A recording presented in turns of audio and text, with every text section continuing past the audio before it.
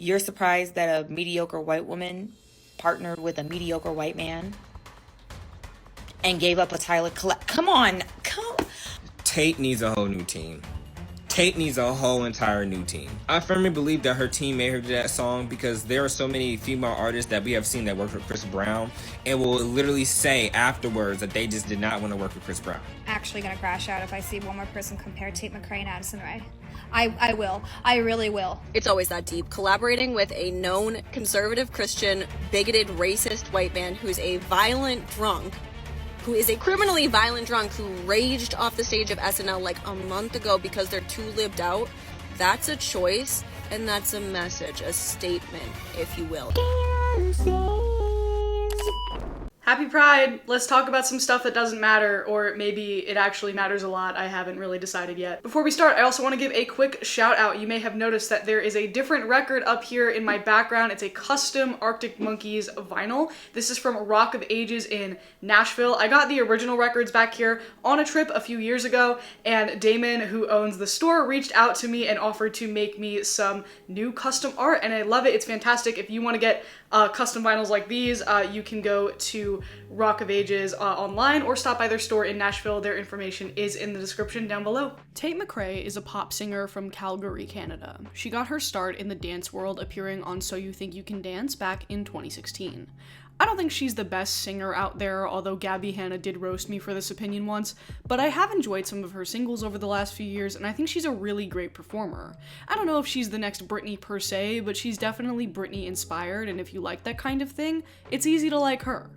Due to her Britney-esque charm, Tate McRae has a wide fan base of both girlies and gays, and that makes sense to me. She grew up in the dance world, and her style of music and performance aligns with the interests of the LGBTs, and it appears that she loves them back. I read something that made me feel good because I'm one of them. It says you really love the gays. Yeah.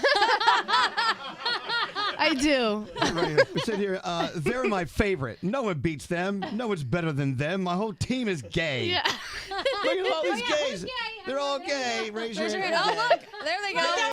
Tate has gotten more popular in the last year or so, and with that rise in popularity comes the opportunity for various artist collaborations. Labels will often put musicians together on radio singles if it ends up being a mutually beneficial position for both of them, and last month Tate McRae got her first big collaboration opportunity with Morgan Wallen. But before we get there, let's talk about rent. Not the musical, but the thing that you pay to your landlord every month. Nowadays, it's possible to earn points for everything from groceries to travel, but we should also be able to earn points on the rent that we pay. And that is why I am so excited to talk to you about today's sponsor, Built Rewards. Built is an absolute game changer because not only can renters earn points on paying their rent monthly, but they can also earn it by spending money around the neighborhood. And those points that you earn can be transferred to airlines, hotels, and more. And there's no cost to join. You'll simply start paying your rent through Built, and you'll be able to accrue those valuable points. Built points can be transferred to over 500 airlines and over 700,000 hotels and properties around the world. Points can also be redeemed toward a future rent payment and exclusive experiences that only Built members can access. So if you're not earning those points on your rent already, my question is, what are you waiting for? Start earning points right now when you use my link, or you can use the QR code here on the screen, somewhere on the screen, and make sure that you use my URL so they know I sent you. And thank you so much to our friends at Built Rewards for sponsoring today's video.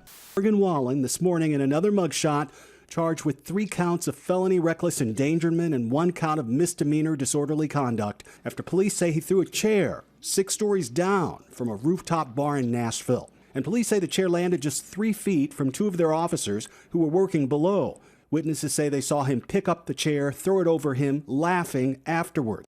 Morgan Wallen is a country singer, but he's one of those annoying modern country trap singers. He actually got his start on The Voice, and much to my personal dismay and the simultaneous joy of everyone from Long Island who pretends like they're from Nashville and tailgates at his concerts every year, he is one of the most popular artists in the US right now. This is in spite of the fact that he had a number of public controversies typically related to his public intoxication. He also said the N-word in 2021.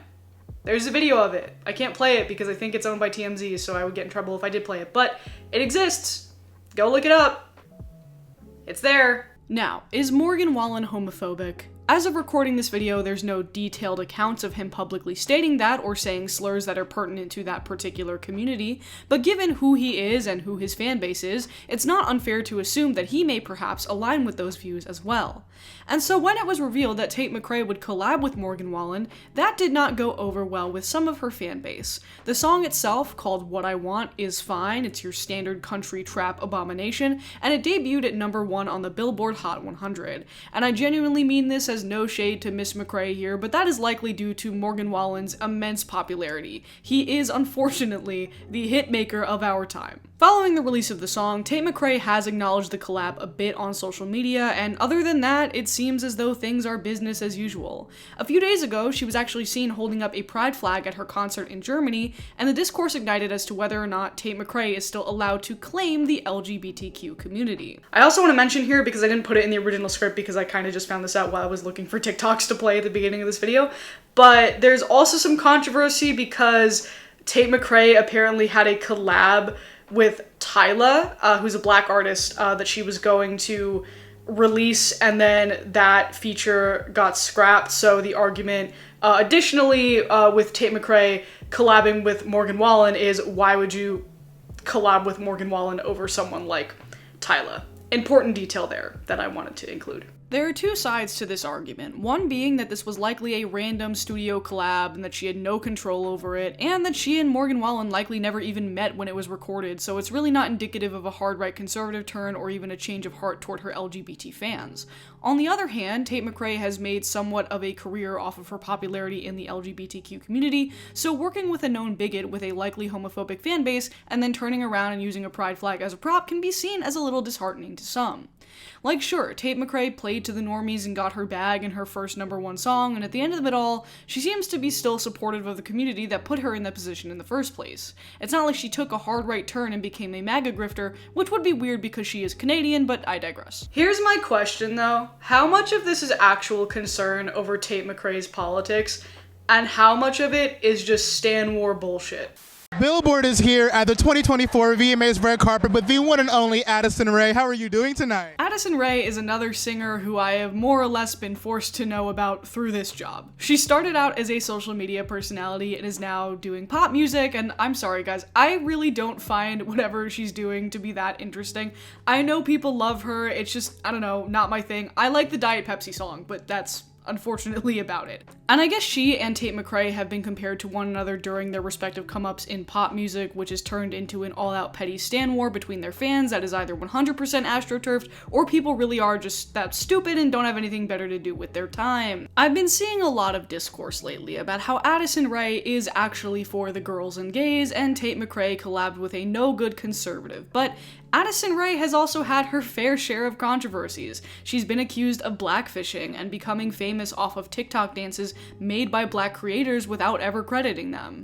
Seems simple enough where after talking, Jimmy Fallon would hold up cards and Addison Rae would do demonstrations of those dances. And everything seemed to go well in the interview, but afterwards a lot of people online started criticizing both Addison Rae and Jimmy Fallon for not giving proper credit to the people who made those dance moves. One example being Jalela Hardin, who created the Renegade dance but was given no credit for that on the Jimmy Fallon show. Adding to that, many critics pointed out how most of the moves that were performed were created originally by black artists who were not mentioned on Jimmy Fallon. My point here is not that Addison Rae is actually worse than Tate McRae, that I'm secretly a Tate McRae stan and have been this whole time. I really don't care either way. By the way, this is usually the part where either one party or the other, based on like who the stan war conversation is about and who I'm talking about, will be like, oh my god, did Tate McRae's team pay you off? Did Addison Rae's team pay you off? No. And here's the thing, please pay me. I don't understand this conspiracy that like singers pay YouTubers to like spread propaganda on their behalf or whatever, but like if either of you would like to pay me, please do. Thanks. Tell them to pay me. Please pay her lots of money so she can spend it on me. When it comes to addressing the problematic pasts of artists you like, a lot of times it comes down to whether or not you're aware of their online paper trail in the first place, which some people genuinely aren't, or some people are just willingly forgiven and their transgressions are not taken as seriously because they make good or fun art. It happens all the time. Most people are not consistent, and it just depends on the type of person that you are. I don't expect Tate McRae or Addison Rae to have principles because I don't know anything about them as people, so I'm going to assume that they're doing what nearly every other pop artist of their caliber has done, which is whatever their team tells them to do. You can choose not to see anything insidious about that if you don't want to, because there's always a way to spin the perception of anybody with some level of fame or a platform where you can just start viewing them as a bad person. I think my problem here is the notion that we have to go band for band in terms of who is more problematic in the context of pop music. Meanwhile, the people who are actually in charge and making decisions about policy want most of us dead. The pleasure of Pride pushed aside this year by many companies, with corporate sponsors signaling reserve. Pride organizers dismayed. The corporate model no longer is sustainable in the political climate that we live in today. That's in St. Louis, seeing major changes this year. While in New York, NYC Pride saying it's dealing with a budget shortfall of more than $750,000 due to dips in corporate sponsorships. A new survey of more than 200 executives by a risk management research firm shows nearly 40% plan to pull back on how they engage with Pride this year. I don't mean to get too deep here, this is a video about pop music after all, but I am starting to worry a bit about the cognitive dissonance of some of these younger online stans who kind of grew up in one of the more progressive pockets of time, you know, when gay marriage was already legal and homophobic behavior was less openly tolerated than it is now, because things have the potential to get really scary soon depending on how far the Republicans want to take all of this. And I'm not saying that all of your attention has to be devoted to that 100% of the time, because that is a lot, but at the same time, I think when put into context, arguing over whether or not Tate McRae or Addison Rae are really the ones for the gays is really not that big of a deal.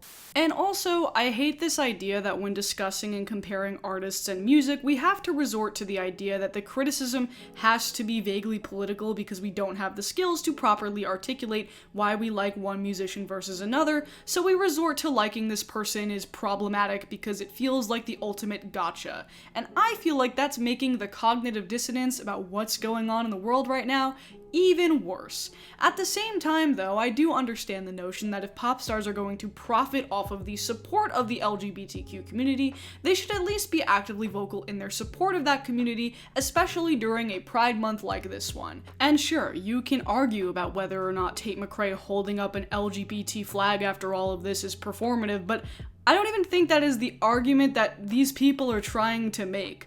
Like, they're almost there, but they're just stopping short of meaningful discussion in this territory and landing at arbitrary my fave is better than yours discourse. Don't get me wrong, there is a conversation to be had about what we want celebrities and people with platforms to be doing during this Pride season and how we want them to be advocating for the most vulnerable, but quite frankly, the 15-year-olds who tweet 17,000 times per day and call people slurs are not developmentally enough to approach that level of introspection. I've said this before, but ultimately I would just respect people more if they stop trying to invent reasons out of thin air as to why their music taste or their movie taste or whatever is morally superior. Just say that you don't like something. You are acting this way over Tate McRae and Addison Rae. Get a fucking grip.